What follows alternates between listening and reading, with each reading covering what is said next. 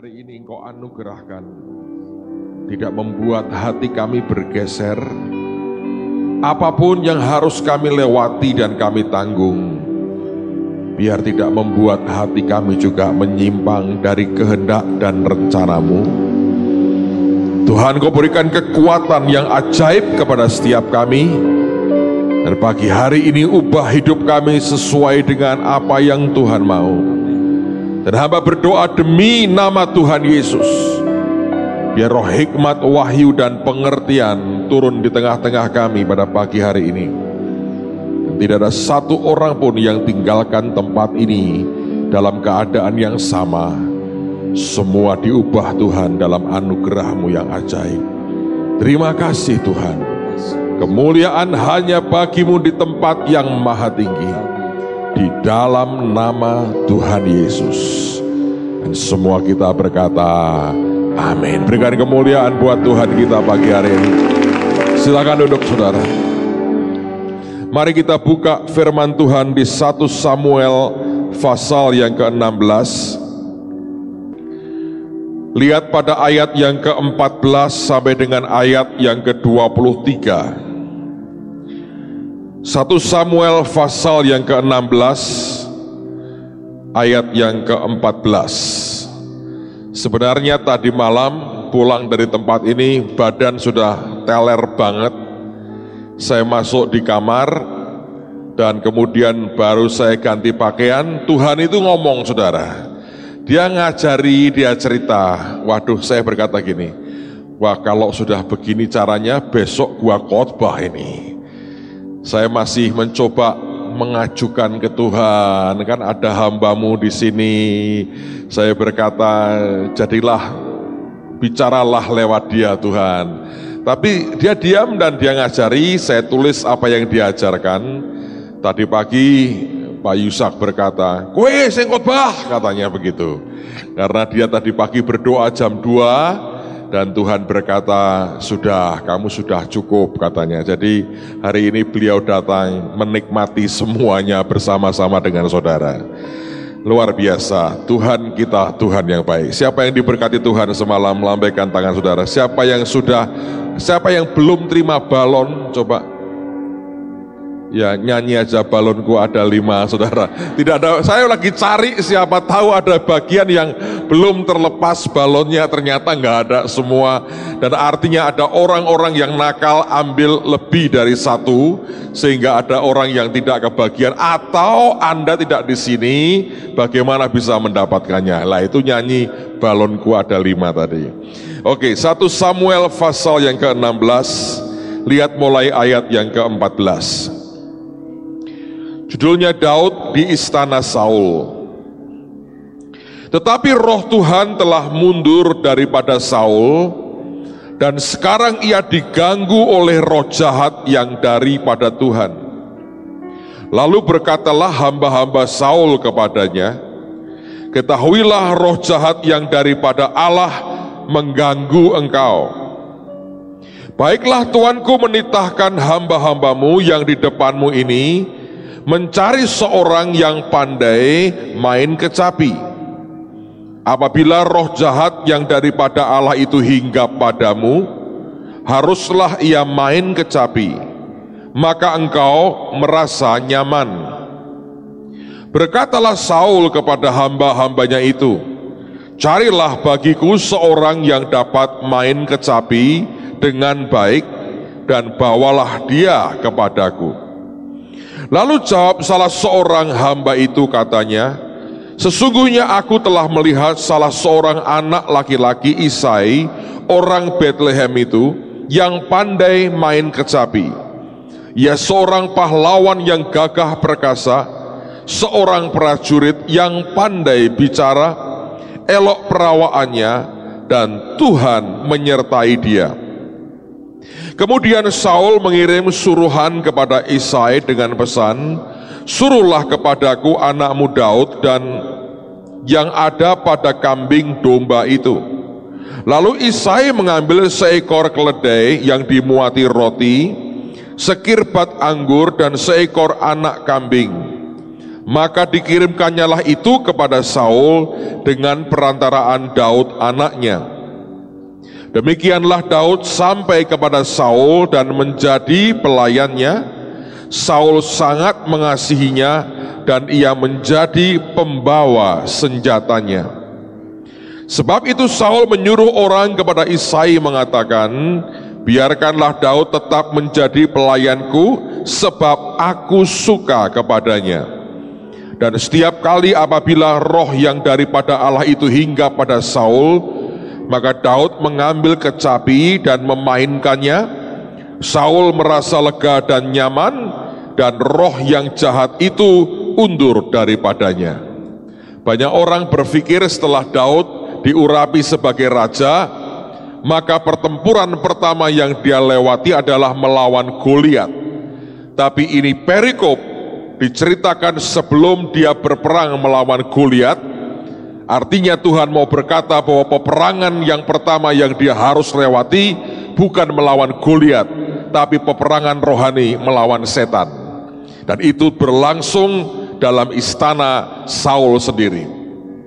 Nah, pagi ini bukan itu yang saya ingin bagikan buat saudara, tapi lihat pada ayat yang ke-14. Nah, dengan cerita ini sebetulnya kita bisa mengerti mengapa Daud dalam Mazmur 51 dia menjerit kepada Tuhan, dia berkata, jangan ambil rohmu yang kudus daripadaku.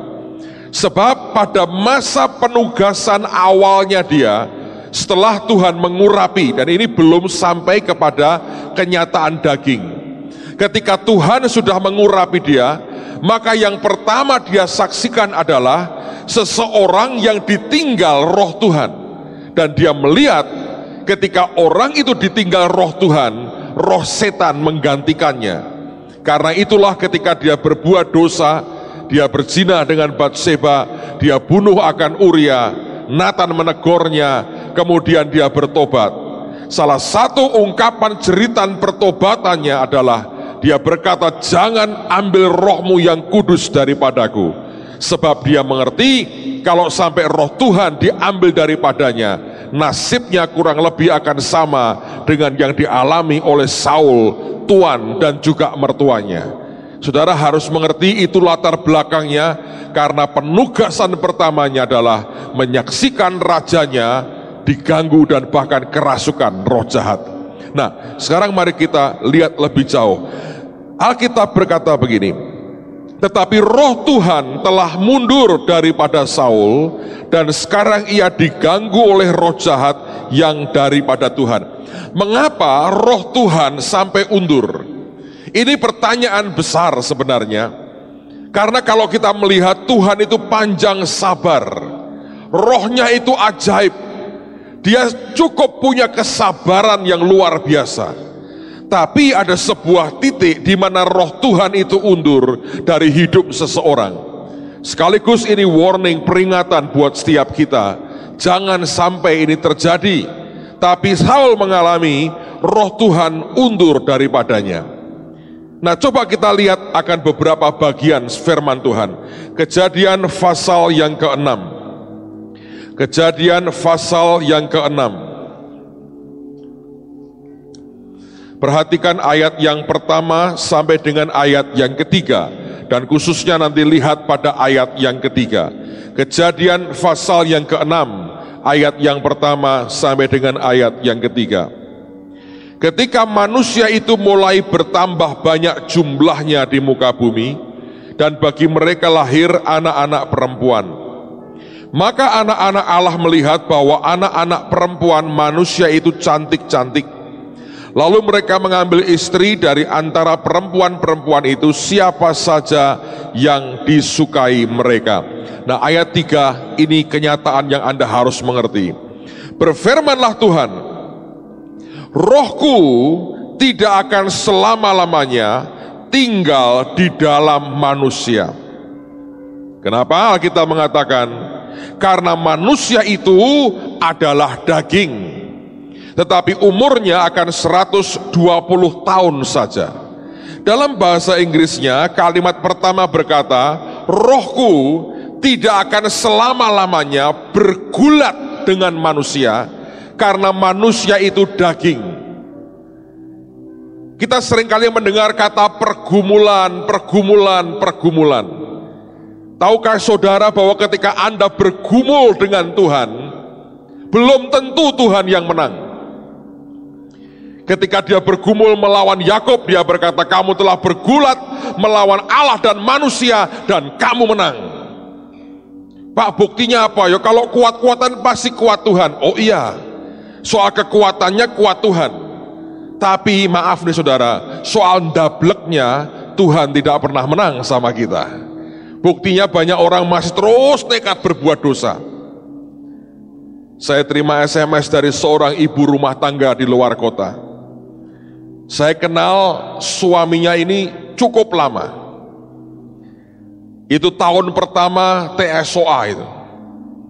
Seseorang datang dan mukanya sudah kucel sekali, lemes badannya, habis doa puasa di Taman Getsemani. Saya bilang, kamu sudah puasa berapa lama?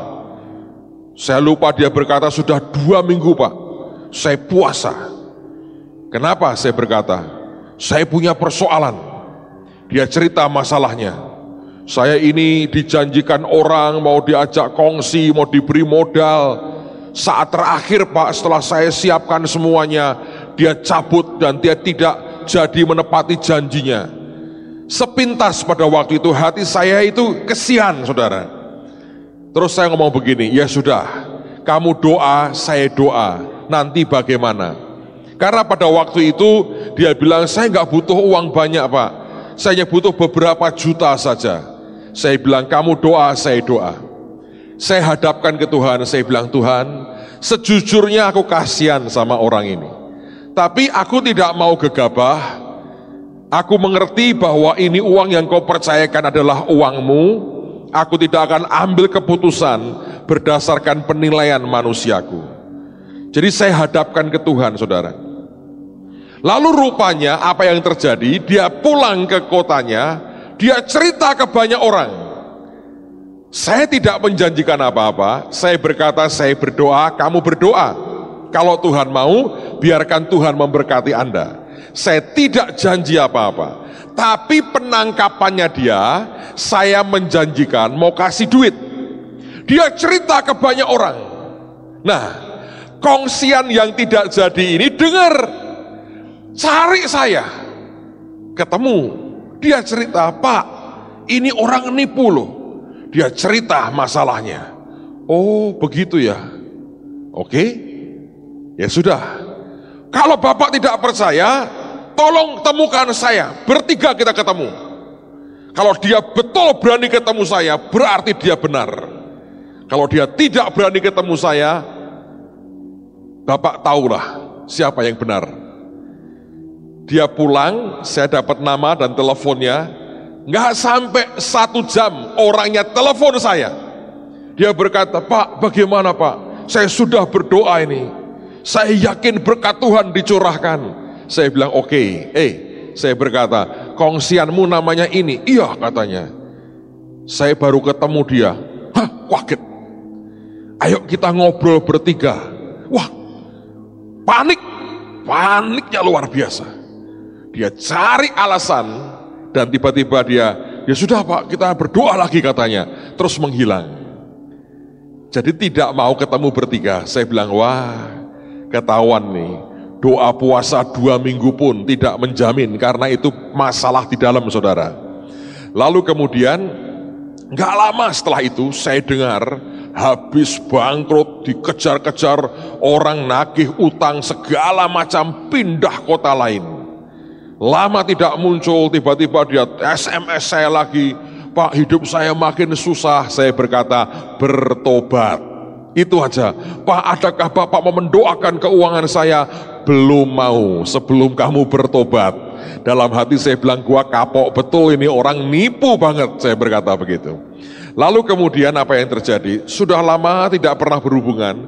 Tiap kali hubungan, setahun sekali, setahun 2 kali SMS, Pak doakan keadaan ekonomi tambah berat, Pak doakan ini. Saya tanggapi dengan biasa. Terakhir istrinya telepon saya nangis-nangis. Kecelakaan Pak, hampir mati. Tolong doakan, kritis keadaannya. Lu tak doano loh saudara, lumayan. Saya ini nggak terlalu baik banget tapi tak doano. Saya berkata, Tuhan ini bagaimana? Tulungi, kasihan kalau engkau masih berkenan memberi dia kesempatan. Dia telepon saya dengan ngomong terbata-bata. Iya Pak, saya sudah nggak kuat bayar rumah sakit.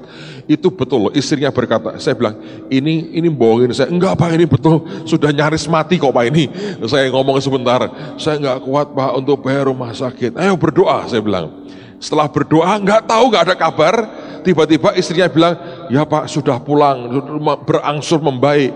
Pokoknya saya ngomong ke dia, beritahu ya, bertobat. Iya Pak, ini dia sudah kapok-kapok mau bertobat. 3 bulan kemudian, istrinya nangis-nangis berkata, Pak, suami saya sehat, sekarang kabur dengan perempuan lain. Menang dia atau menang Tuhan? Saya tanya saudara. Kalau adu kekuatan pasti menang Tuhan. Adu ndablek, manusia juara pertama. Tidak ada yang bisa mengalahkan. Ya toh? Jadi ini kenyataan saudara. Dan dia berkata, rohku tidak akan selamanya bergulat dengan manusia. Karena kalau lama-lama bergulat, Tuhan berkata, capek deh, terus dia pergi saudara. Gak tahan.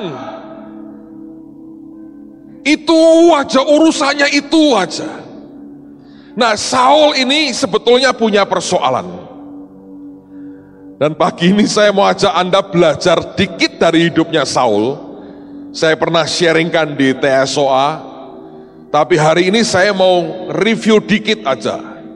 Apa sih yang membuat orang ini sampai roh Tuhannya berkata, capek deh gua pergi. Dan ketika roh Tuhannya pergi, setan menggantikan. Saya berdoa, Tuhan juga tidak lihat Anda dan lemes berkata, ya, ini termasuk jenis ini. Dan itu akan menimbulkan persoalan, saudara. Coba kita lihat beberapa bagian firman Tuhan. Lihat pada 1 Samuel pasal yang ke-10. Sebetulnya ini akarnya di sini, saudara. Nah, dari akar ini nanti Anda mengerti ada satu akar persoalan dalam hidupnya yang tidak pernah tuntas. Itu yang namanya rejection atau penolakan. 1 Samuel pasal yang ke-10 ayat 26 dan ayat yang ke-27. Ini pertama-tama waktu dia diangkat sebagai raja. Kalau Anda baca ceritanya menarik sekali. Saya sudah pernah bahas itu dan Anda cari kasetnya lah di TSOA, saya bicara panjang lebar. Tapi hari ini kita lihat beberapa bagian aja. Alkitab berkata begini. Saul pun pulang ke rumahnya ke Gibea dan bersama-sama dengan dia ikut pergi orang-orang gagah perkasa yang hatinya telah digerakkan Allah. Jadi orang-orang ini ikut bukan dimanipulasi, bukan diiming-imingin sesuatu, ikut oleh karena hatinya digerakkan Tuhan. Kalau Anda kumpul dengan orang-orang yang gagah perkasa, orang-orang yang bertalenta, orang-orang yang punya kekuatan dan berkarunia, kalau hatinya tidak beres, Anda bertemu dan berkumpul dengan troublemaker. Karena mereka akan menciptakan masalah dan bukan menyelesaikan masalah. Tapi ajaib sekali, di awal Tuhan berikan ke Saul orang-orang yang hatinya Tuhan sendiri gerakkan. Tapi tidak semua toh bisa Tuhan gerakkan. Ayat berikutnya, karena banyak orang punya pandangan yang bermacam-macam. Ayat berikutnya, ini yang Anda perlu mengerti. Tetapi orang-orang dursila berkata, masakan orang ini dapat menyelamatkan kita? Mereka menghina dia dan tidak membawa persembahan kepadanya. Dan inilah reaksi Saul. Tetapi ia pura-pura tuli. Saya mau tanya, dia dengar nggak omongan ini? Dengar toh? Dia hanya pura-pura tuli. Sesuatu telah melukai yang di dalamnya ini. Sesuatu sudah melukai hatinya. Tapi dia tutupi, dia belajar pura-pura. Kepura-puraan ditambah dengan luka yang di dalam, itu mengerikan sekali. Itu tanpa Anda sadari, makin lama akan jadi seperti makin besar, makin busuk, jadi kanker di dalam kita yang menggerogoti kita dari dalam. Saul tidak pernah selesaikan hal ini. Dia tidak pernah teriakan di depan Tuhan. Kalau Anda baca Mazmur Daud, ini orang yang jujur dengan Tuhan. Dia marah, dia ngomong ke Tuhan. Dia berkata, balaskan Tuhan sakit hatiku. Dia ngomong ke Tuhan. Minimal dia punya kejujuran dengan Tuhan. Tapi Saul tidak punya hubungan dengan Tuhan. Sesuatu telah melukai hatinya.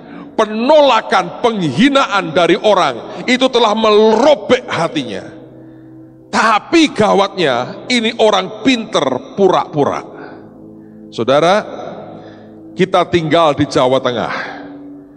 Pinter pura-pura. Ya toh? Kalau ketemu orang sopan, ya.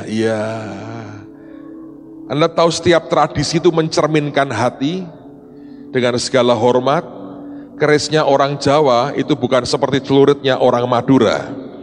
Kalau orang Madura di depan, berantem mari carok, ya toh? Lebih jantan. Orang Jawa lain, halus saudara. Dan ini kita hidup di atmosfer seperti ini. Anda boleh punya budaya atau ras yang berbeda, mungkin Anda bukan orang Jawa, Anda keturunan Cina atau apapun, tapi tinggal di sini, atmosfernya atmosfer begitu. Kerisnya di belakang. Di depan santunnya luar biasa.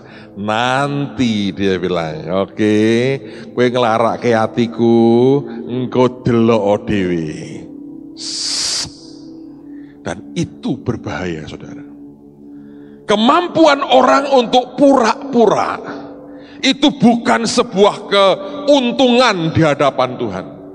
Karena orang itu dengan Tuhan pun akan pura-pura. Seperti nggak terjadi apa-apa.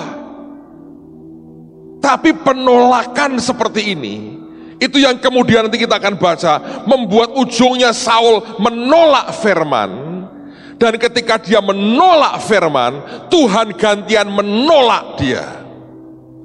Orang yang tidak bisa mengatasi penolakan di dalam dia dari manusia lain, nanti ujungnya oleh karena penolakan hatinya kepada kebenaran Tuhan, Tuhan pun akan menolak dia.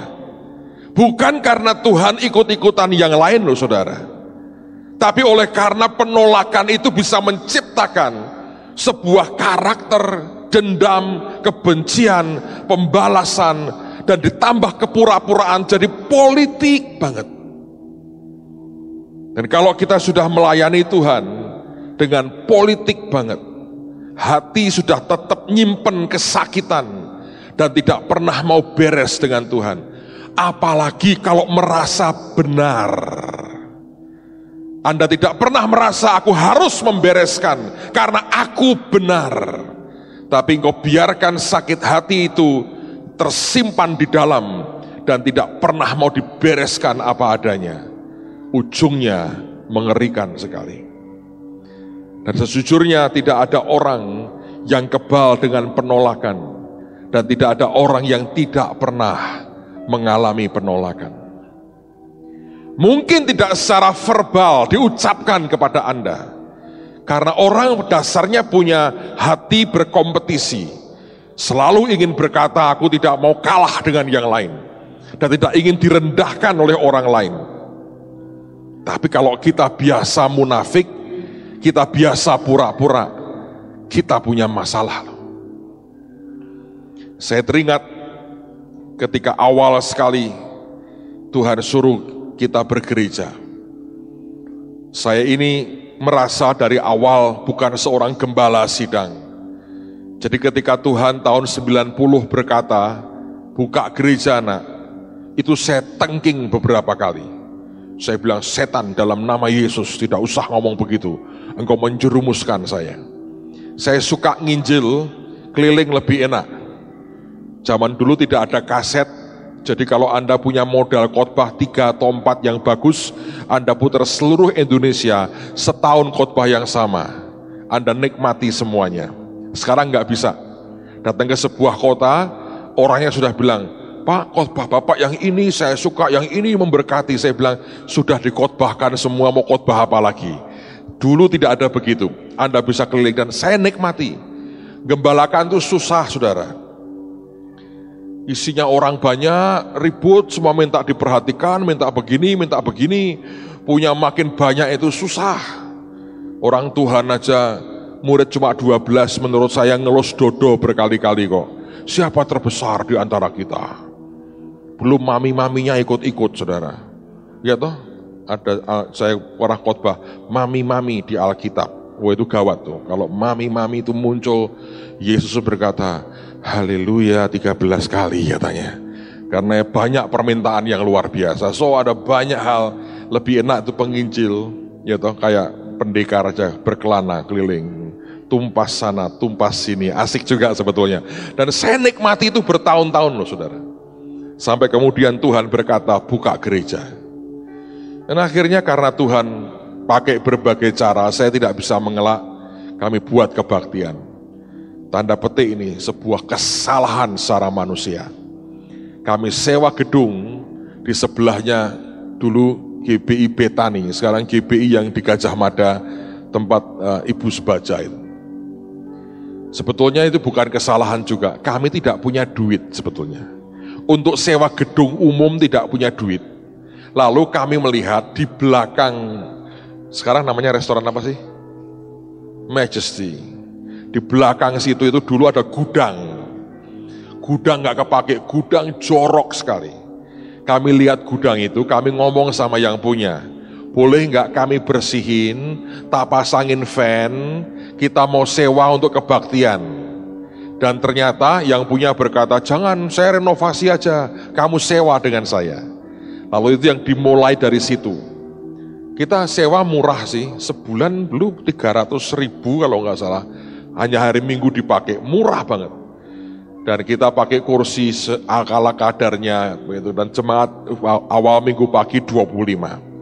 Kami kebaktian jam 7, yang GBI itu kebaktian jam setengah 7. Aku rasa sampai sekarang mereka masih setengah 7. Jadi Anda jangan terlalu bangga kebaktian jam 7, banyak orang lebih rajin dari kita, setengah 7 sudah berbakti nyembah Tuhan. Tapi ini yang terjadi. Nah, saya mulai awal, saudara, naik mobil dari rumah, itu kan satu arah pada waktu itu. Saya ngelewatin GBI dulu, baru belok di tempat yang kami sewa. Halaman parkirnya gede banget. GBI waktu itu nggak punya tempat parkir. Nah, waktu itu mereka lagi booming, di mana-mana orang ngomong tentang Betani, successful Betani families di mana-mana. Itu juga lagi hot banget di Semarang. Nah, saya lewat tempat itu, sebelum masuk ke gedung yang kami sewa, ratusan orang masuk ke Betani. Waduh, saya lihat, saudara. Pertama tahu, saya berkata, Tuhan, puji Tuhan, berkati mereka. Lebih indah, lebih luar biasa. Bahasa klise pendeta, berkati, lebih indah, lebih luar biasa. Terus saya masuk ke gedung parkir kami, sepi. Masuk ke dalam, lebih sepi. Dan di sana menunggu 25 orang dengan beberapa sepeda motor. Yang naik mobil cuma 2-3 biji, satpamnya banyak, jaga beberapa gelintir motor. Kebaktian. Minggu pertama nggak ada apa-apa. Ini tidak ada orang ngomongin apa-apa loh, saudara. Hanya cuma mata lihat. Minggu kedua lewat, masih oke. Tuhan, puji Tuhan. Minggu ketiga, Tuhan berkati mereka. Tapi saya perhatikan doa saya makin pendek, saudara. Dari Tuhan terima kasih engkau baik, tinggal terakhir Tuhan berkati mereka. Masih tidak sadar, sesuatu sudah mulai luka di sini. Karena bagaimanapun, kalau Anda buka salon, Anda bersaing dengan salon yang lain. Anda buka toko obat, Anda bersaing dengan toko obat yang lain. Anda buka rumah makan, Anda bersaing dengan rumah makan yang lain. Anda buka gereja, harusnya bersatu dengan gereja lain. Haleluya, menyembah dalam itu kan hanya di seminar dan KKR ya saudara sebetulnya. Dalam kenyataannya, kemunafikan kita lebih kuat dan daging kita lebih dahsyat dari itu. Itu mengiritasi hati itu. Saya ngomong apa adanya. Dan kemudian bayangin ya, lihat di situ banyak masuk. Begitu satu rumah Anda belok, sepi. Lama-lama sudah pura-pura tidak lihat, saudara. Nyetir tapi pura-pura enggak lihat. Terus masuk aja. Sudah gitu lama-lama, tiap Sabtu saya stres. Kenapa? Besok saya akan lihat pemandangan itu lagi. Cobalah, Anda boleh bahasa roh paling kencang di gereja ini. Anda boleh bawa peluit paling keras. Kalau hati teriritasi dan tidak sadar dan tidak dibereskan, itu fatalnya luar biasa. Tapi Tuhan itu baik, saudara. Tahu yang terjadi? Satu hari mereka buat KKR. Seingat saya mereka undang Pak Timotius Arifin. Yang datang banyak banget. Sampai luber-luber di jalan itu, jalan Gajah Mada itu nyaris macet total. Saya lewat sudah ngomel gini, gereja ngebak-ngebak jalan, ini kan kepentingan umum. Orang sakit hati itu langsung ngerti soal undang-undang, tata kota, ngerti loh. Sakit hati itu mencerdaskan orang mendadak. Dan langsung pelajaran P4, saya bersertifikat P4 loh saudara. Dulu zaman saya dapat civic, lalu sekarang PPKN, P4, keluar semua. Kepentingan bersama didahulukan daripada kepentingan golongan, apalagi pribadi, itu keluar semua. Gara-gara jalannya macet, tapi yang membuat macet anak Tuhan yang mau nyembah Yesus. Tapi yang paling marah pendeta lain. Nah itu kan gawatnya, kan saya kan bukan gembalanya di situ. Tapi mendadak sukacita saya meledak. Tahu kenapa? Begitu saya belok di gedung yang kami sewa, saya kaget. Halaman parkir kami penuh mobil. Dari beberapa stikernya saya berkata, pasti orang Kristen ini. Saya lompat hati, saya berkata, haleluya, gerejaku juga berkembang. Pertumbuhan gereja mendadak. Saya lihat orang-orang turun, bawa Alkitab, ngunci pintu mobilnya. Saya pikir dia masuk ke dalam. Saya berhenti, saya lihat, tidak. Habis ngunci pintu mobilnya, keluar. Saya rem mobil saya, saudara. Dia keluar ke sebelah. Jadi cuma numpang parkir. Oh, P4 saya keluar, saudara. Saya mulai berkata, ini tidak benar. Gedung ini kami sewa. Padahal murah banget loh. Ini tempat parkir gedung yang kami sewa. Memang anak Tuhan tidak tahu aturan.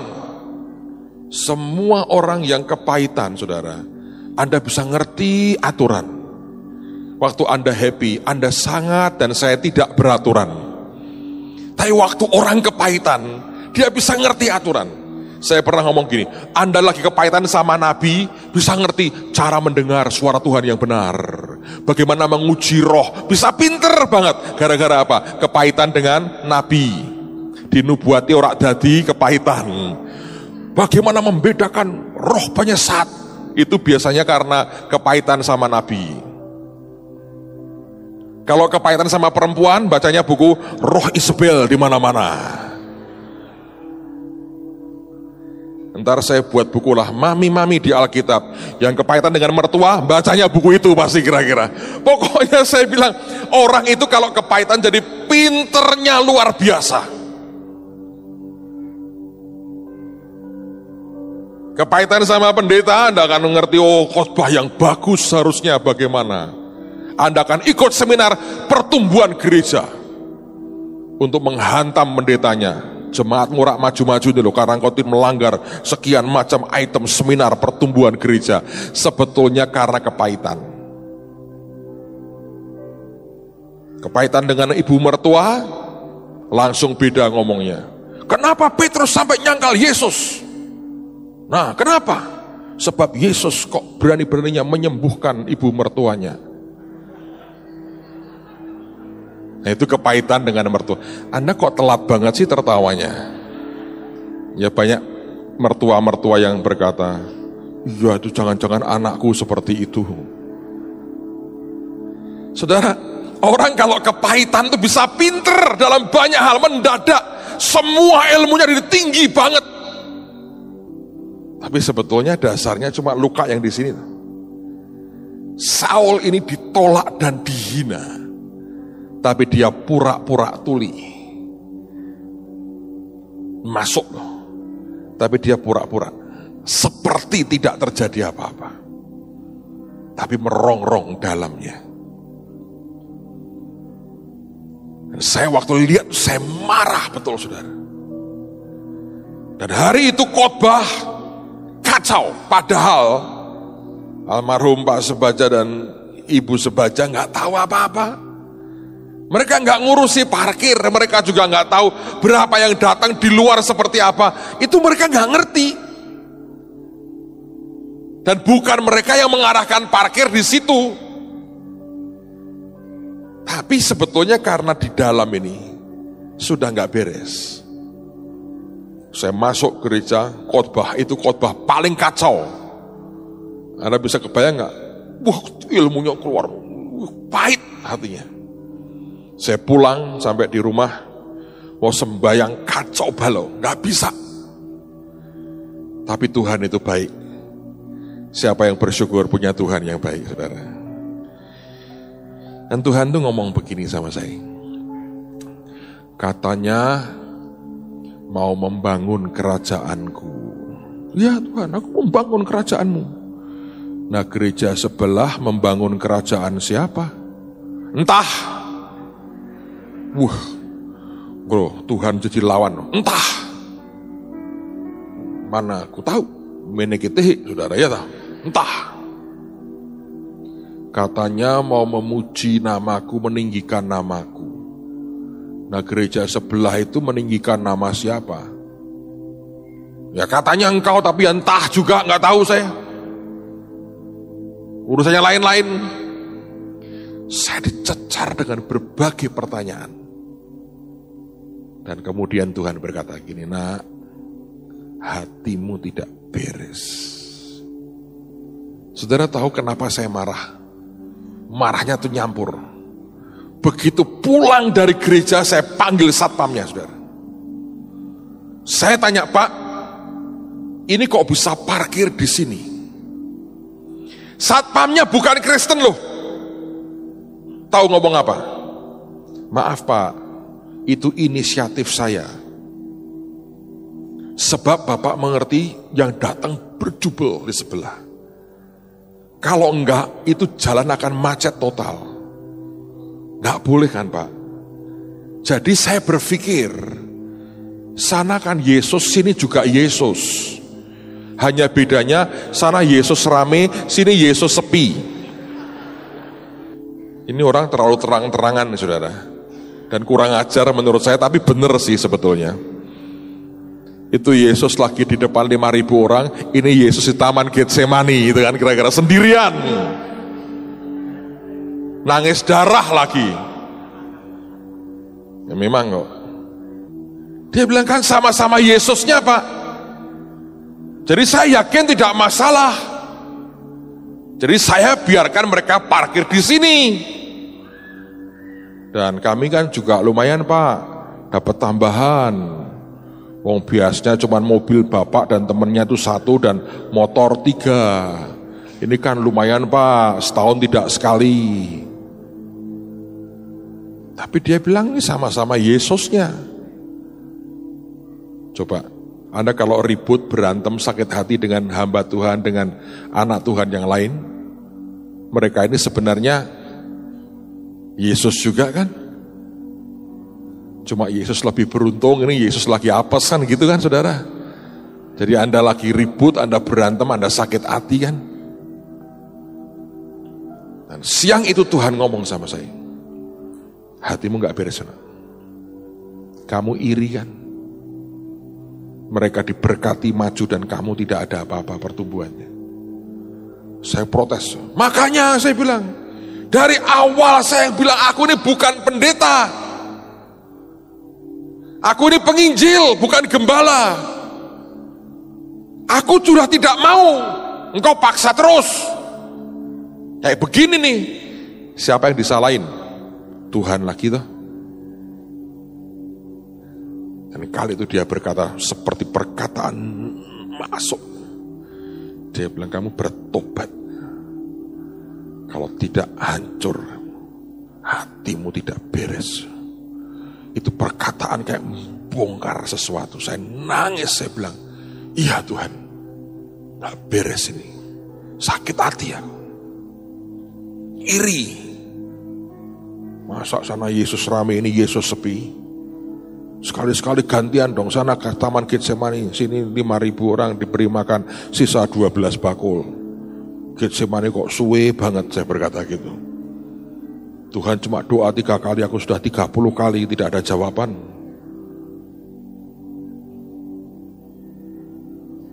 Saudara tahu seringkali orang nunggu itu, aduh mengerikan. Ini ada cerita nih saudara. Anak-anak Mahanaim latihan nari, sebetulnya kemarin itu akan ada malaikat dari atas turun ke bawah. Ada accident. Banyak peperangan rohani saudara. Yang satu jatuh, boom, 2 meter. Yang lebih mengerikan, satu yang turun, zing. Orang berkata, ayo malaikat, ini laki dua-duanya sih. Dikedangkan tangannya. Dia gini, ayo kedangkan tangannya. Diteriaki, tetap gini. Keroncalan, kecekik saudara. Tergantung di situ. Untung Pak Victor tahu, dikejar, ditolong. Ngeri. Makanya tidak ada begitu kita putuskan, udahlah nggak usah begitulah. Malaikatnya jangan terbang melayang, nginjak bumi saja. Jinjit-jinjit sajalah aman. Tadinya mau ditarik itu mau diturunkan begitu. Kita bergurau sih. Wah itu kayak Tuhan Yesus ya, tergantung antara langit dan bumi. Kalau Tuhan tergantung berkata, Eloi, Eloi, lama sabachthani. Teman kita bilang enggak, Eloi, Eloi, lama banget katanya begitu. Enggak ada pertolongan.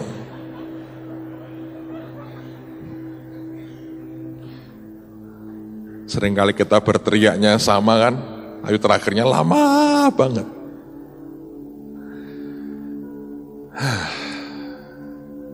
Tapi hari itu dibongkar hati saya. Saya bereskan dengan Tuhan, dia baik banget. Itu hati dibebat, saudara. Dan Tuhan berkata gini, kamu mau supaya tiap kali kamu lihat mereka, sakitmu hilang? Saya bilang, iya Tuhan. Besok ambil semua uang yang di kas gerejamu, berikan ke mereka, ikut bantu membangun gedung gereja mereka. Karena mereka lagi bangun. Saya masih ingat kami punya uang 2,5 juta. Ambil semua. Pagi-pagi saya antarkan ke tempat beliau. Pak Sebaja almarhum masih praktek dokter gigi waktu itu. Saya pagi-pagi berkata, Om, saya datang mau minta maaf. Saya cerita, hati saya gak beres. Terus saya cerita semua. Dan saya mau taat apa yang Tuhan mau. Ini saya mau ambil bagian untuk pembangunan gereja di tempat ini. Maaf tidak banyak, tapi ini semua yang kami punya. Dia doakan saya, dia berkati saya. Sejak itu saya lewat, mereka banyak orang, saya bilang minimal 2-3 bata di situ. Kami ikut ambil bagian membangun. Saya bilang, Tuhan, itu saham loh, hitung-hitungan loh, saya bilang. Di surga nanti aku dapat dong Tuhan, dapat semua benefitnya. Menghibur diri sih. Tapi ajaib loh. Sejak itu saudara, hilang tuh. Ketika ini dibereskan, Tuhan deal dengan hidup kita, dibongkar, dibereskan. Dan yang ajaib, tahun berikutnya, Tuhan beri kita gedung di Permata. Ya kalau Anda lihat dalamnya, pada waktu itu gedenya persis sama dengan yang mereka ada di Gajah Mada waktu itu. Tuhan luar biasa. Dan 10 tahun kemudian, tunggu 10 tahun kemudian, Tuhan berikan tempat ini buat kita. Bukankah itu pekerjaan dari Tuhan yang ajaib dan luar biasa? Belajar jujur dengan apa yang di dalam hati kita. Semua gejolak kita, ngomong ke Tuhan. Anda ngomong ke orang, orang hanya akan nambah kepahitanmu. Anda teriak ke Tuhan, Dia akan bereskan hati kita. Lihat di pasal yang ke-15. Pasal 15. 1 Samuel pasal yang ke-15. Lihat pada ayat yang ke-26.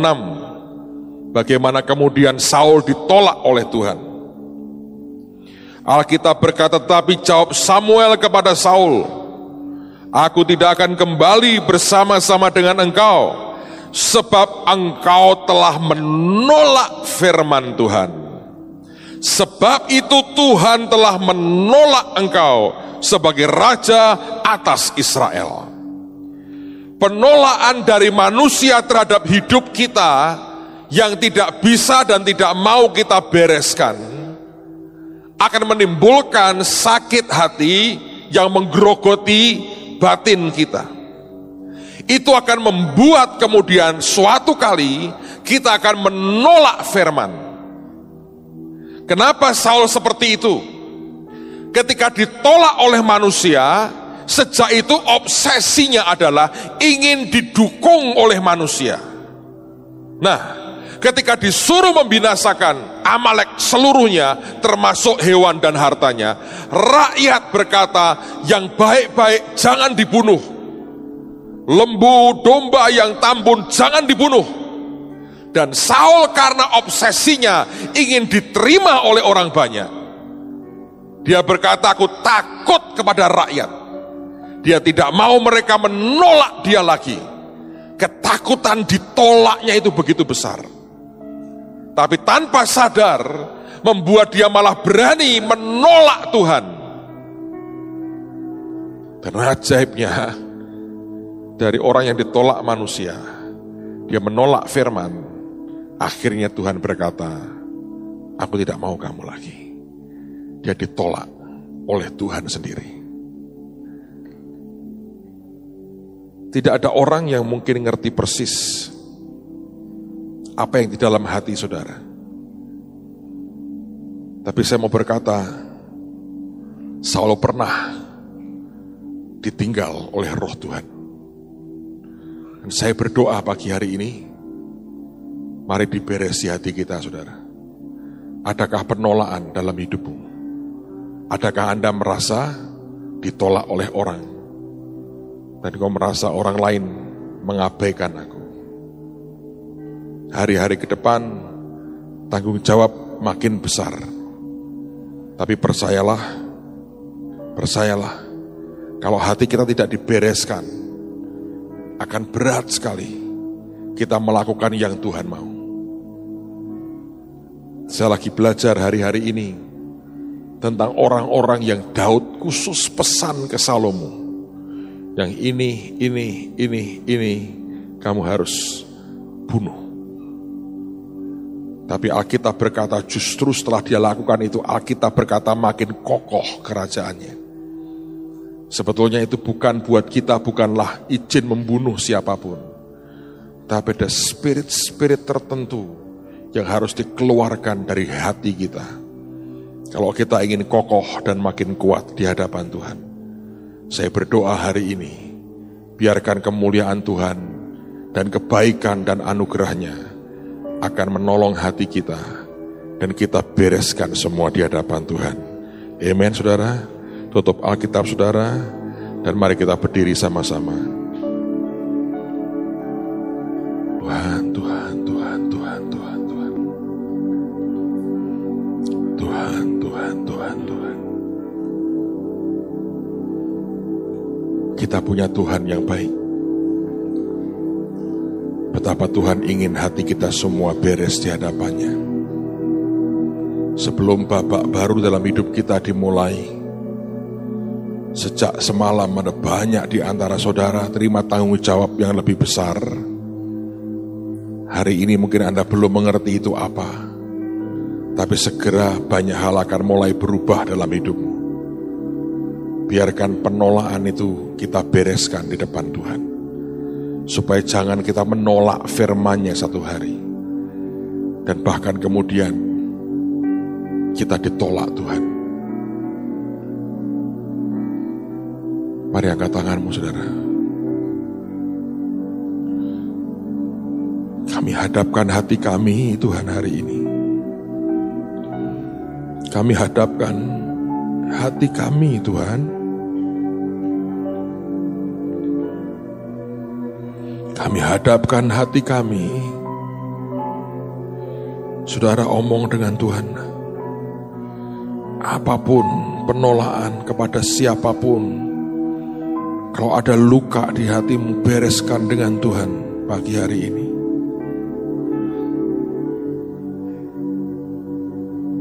Kau tolong anak-anakmu, Tuhan. Kau tolong anak-anakmu.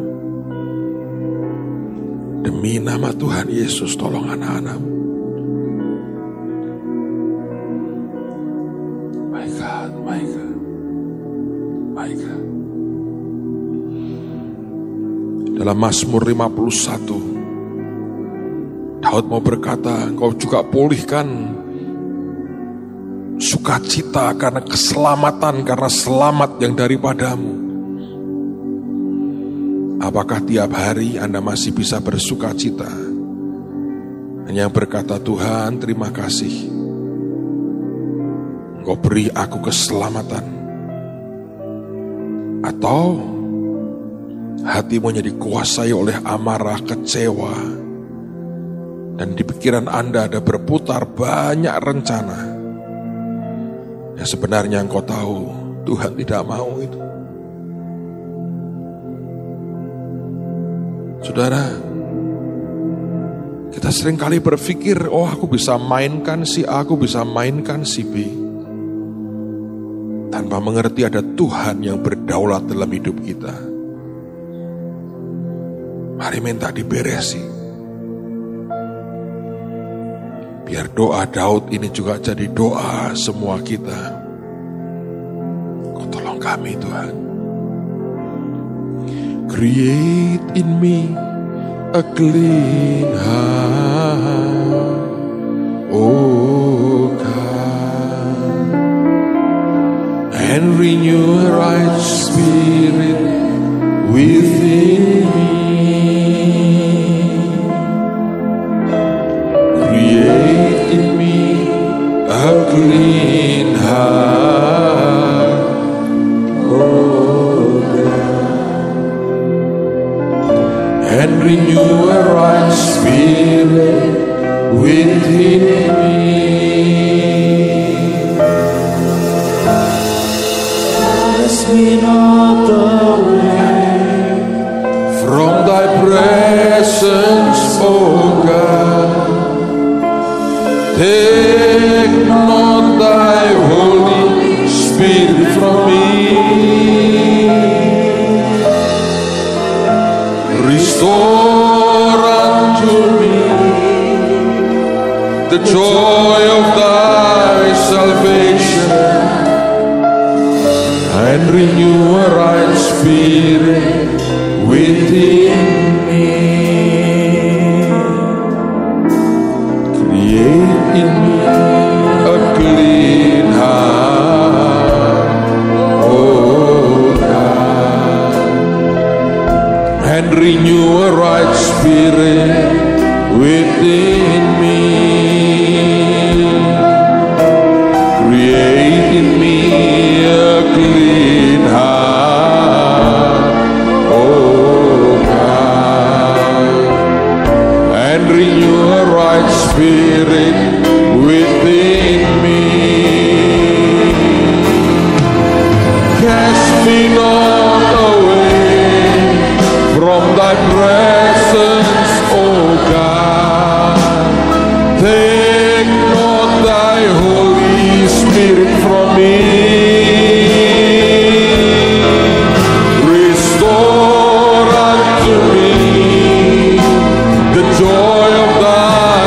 salvation and renew a right spirit within me. Cast me on the way, cast me on the way from thy presence, O God. Take not thy Holy Spirit from me.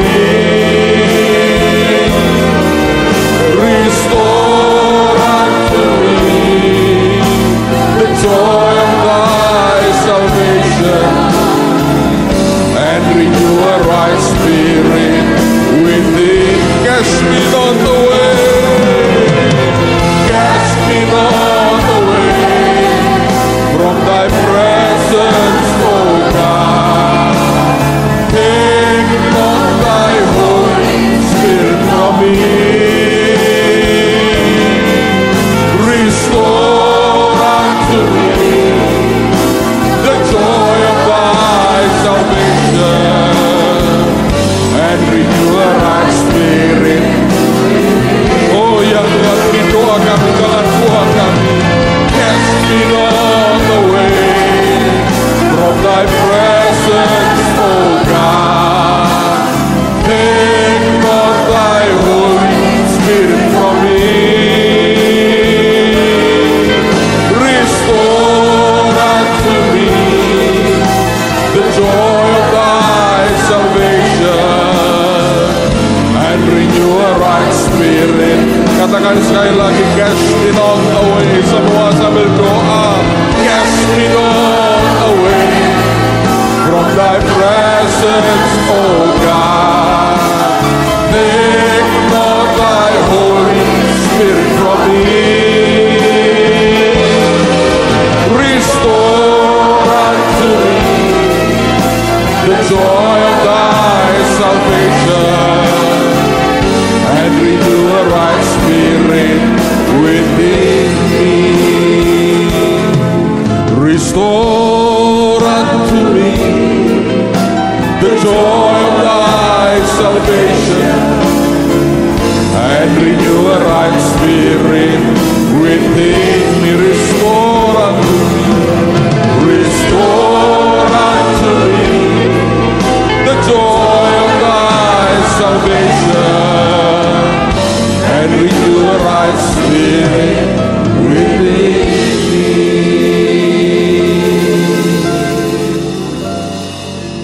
Oh Yesus, Yesus, Yesus, iralapata korolomoto. Sungguh berdoa minta Tuhan bereskan hatiku.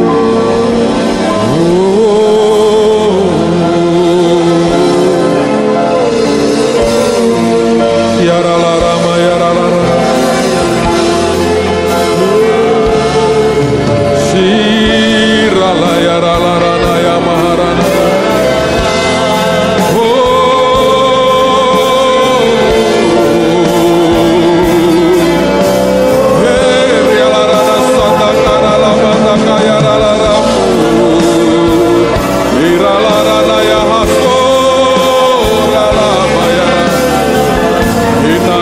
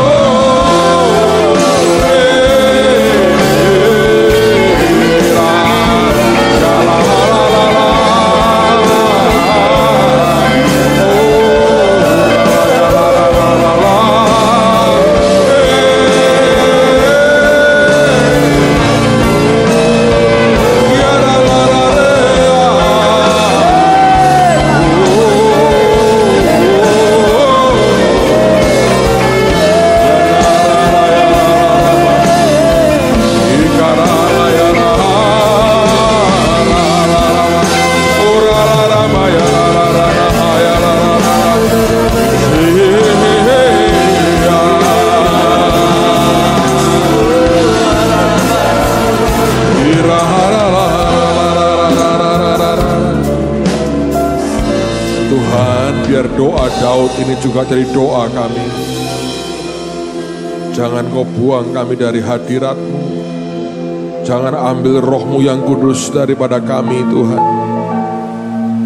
Dan pagi hari ini, beresi hati kami Tuhan. Biar dibereskan Tuhan. Bereskan Tuhan dalam anugerah-Mu. Engkau Tuhan yang baik, Engkau Tuhan yang luar biasa. Terima kasih untuk pagi hari ini. Terima kasih. Terima kasih. Mari sama-sama naikkan lagu ini. Minta sampai hati Yesus dalam hidup kita. Biar Dia kerjakan hidup kita. Mari angkat tangan, minta Tuhan karuniakan hati seperti dalam hidup kami. Bapa, karuniakan sebuah hati yang